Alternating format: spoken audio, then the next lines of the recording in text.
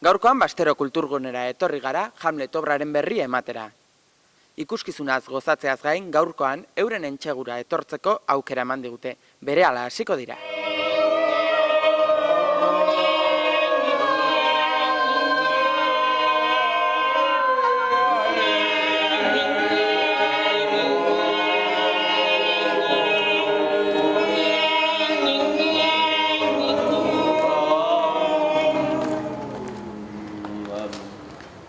Bueno, Hamlet obrako aktoreak, konta iguzuen nolakoa den obra hau, zer aurkituko dugu hau ikustean?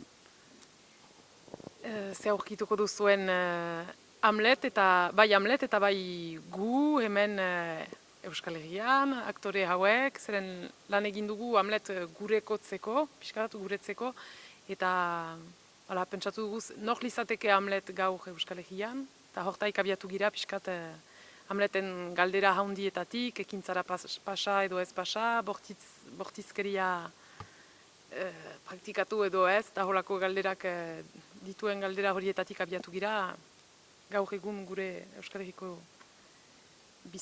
Herrian bizitugun gauzen galdezkatzeko.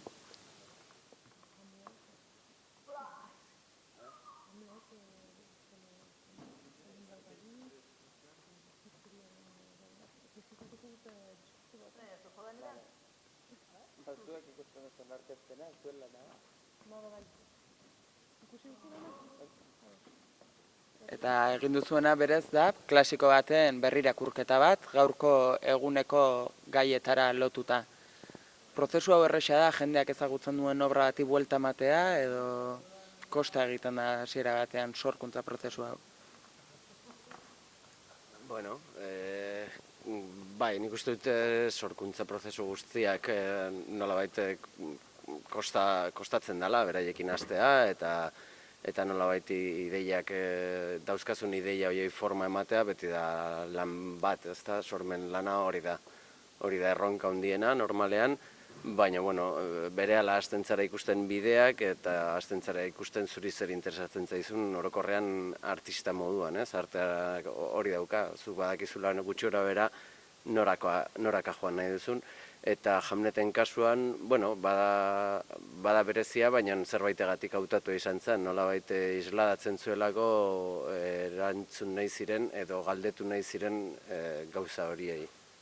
Eta, bueno, Maika komentatu duen bezala, hori Hamletek azkenian galdetzen duena da, ez, bortizkeria den justizia handi baten aurrean, ekintzara pasatzeko zer pasatu behar den, edo zenbat kostatzen den ekintzara iritsi baina lehenago zenbat galdera pausatzen diren ekintza hortara pasarte. Orduan, bueno, horrei erantzuten edo behintzat galdera hori berriz ere pausatzen saiatu gara lan honekin.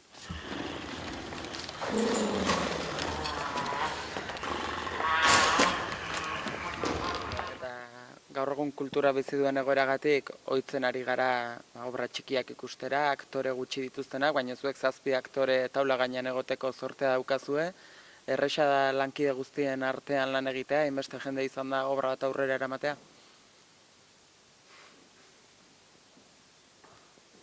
Bai, erresa, ez dakit, oso aberatsa da bai asko izaitea eta talde desberdintakoak izaitea, hori bai. Gero, bai, antzerkiak erraiten duzu ekonomikoki bizi duen pixkat egoera horrekin. Bai, guki, itzuli polita egin dugu, uste dut izan dela lan handia ikusgarri honen hedatzeko, bulegoak talde desberdintako administratzaileak bildu dira eta esperientziak ere batu horren aitzinara maiteko, eta lortu dugu itzuli polit baten egiten naiz eta 7 izan oholtza gainean, eta bai, uste dute. Bai, azken finean 7 gara holtza gainean, horrek esan nahi du baita ere administrazio mailan eta lan handia egin dutela eta jende asko egon dela horatzean. Eta, bueno, azken finean bada zailtasuna, baina era berean talde desberdinak eta jende desberdinak biltzeak ekartzen du alako aberastasuna eta indarrak gehitzea hainbatean.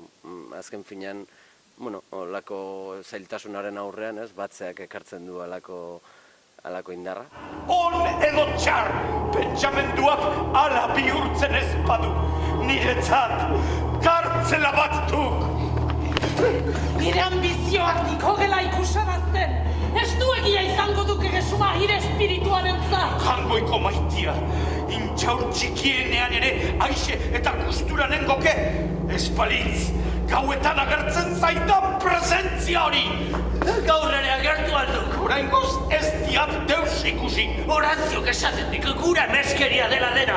Ez dik sinetxinei gupitan ikusi dugun agerpen izugarri hori. Horregatik askatu zioat gurekin eta hortzeko gau behian. Mamua berriz agertuko balitz. Ikus dezan eta hitz egin diezaio. Zera, agertuko duk mamu bat. Ai! Ikusten duzu odei hori! Gamelu itxurako odei hori! Jesus!